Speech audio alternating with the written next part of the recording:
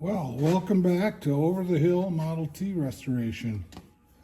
Today we're going to talk a little bit about a transmission problem I had this summer on the Model T International Tour in Cadillac, Michigan on Wednesday of the week. The 17 that I have started acting up. We couldn't really get a free neutral on it. It was grabbing.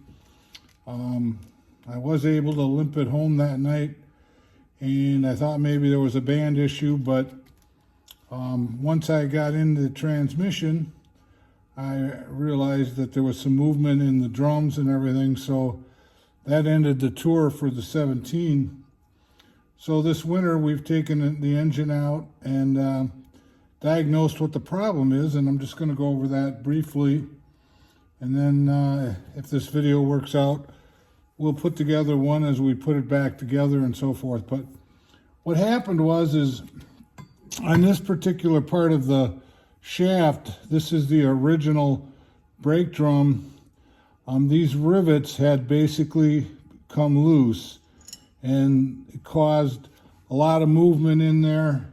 It destroyed this top hat bushing that's in there. This is an older transmission, so it has this type of bushing on the other side. I happen to have a couple of other ones, so we were able to install that.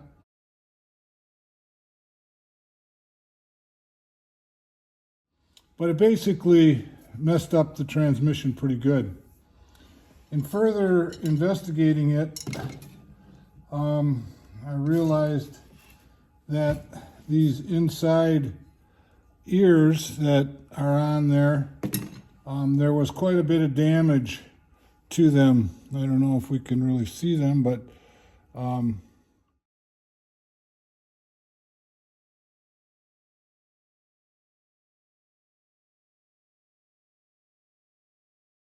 this brake drum basically was damaged beyond repair.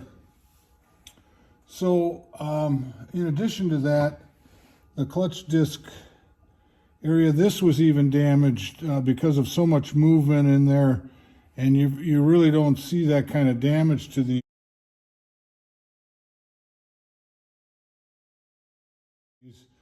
this is an earlier one. It has the 6 holes on it versus just the 2, and I did happen 2 years ago, back in 14, I bought another one, a used one, and so that's going to go in there to replace it, because these 2 damages on this part right here and in here will allow the disc to maybe get jammed together and cause some problems. And unfortunately, with these older ones, if these parts get damaged, there's no real place to repair them. So the answer is to get a hold of Dave's Restoration and Machine in Ohio, and he builds these. He makes new brake drums. Does a beautiful job. Very nice guy. So I sent him the shaft that I got off of this brake drum, and he was able to reinstall it. He re-riveted it for me. He put in the new old stock bushing, top hat bushing that I had, and he manufactures these rebuilt brake drums, and they are beautiful.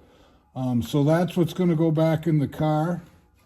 One thing I did note, if you look at it, his actual brake drum is beefier than the original produced by Ford. So he does a very nice job, very reasonably priced.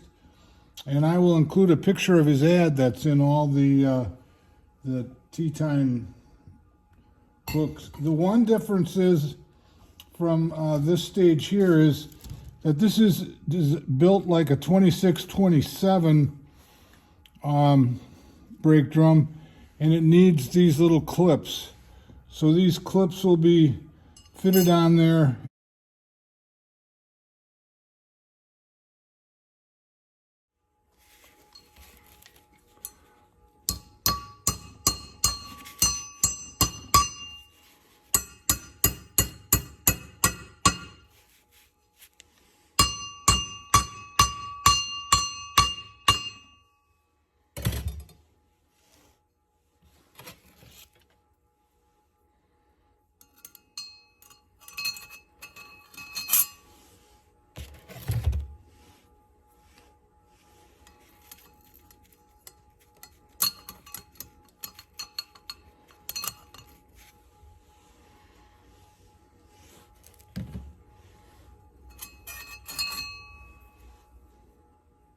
And the nice feature about that is that if you take it apart in the future, the damage will be to the clip, and you can just replace those instead of where these original ones, once these ears get damaged to the point like this, you really can't repair them. So at least I haven't been able to.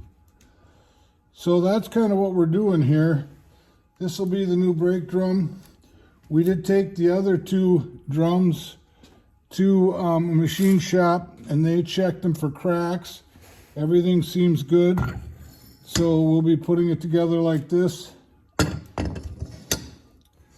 and installing it. Once we get this all together, and we'll make another video about putting the whole transmission together and probably installing it onto the engine. So from Over the Hill, thank you.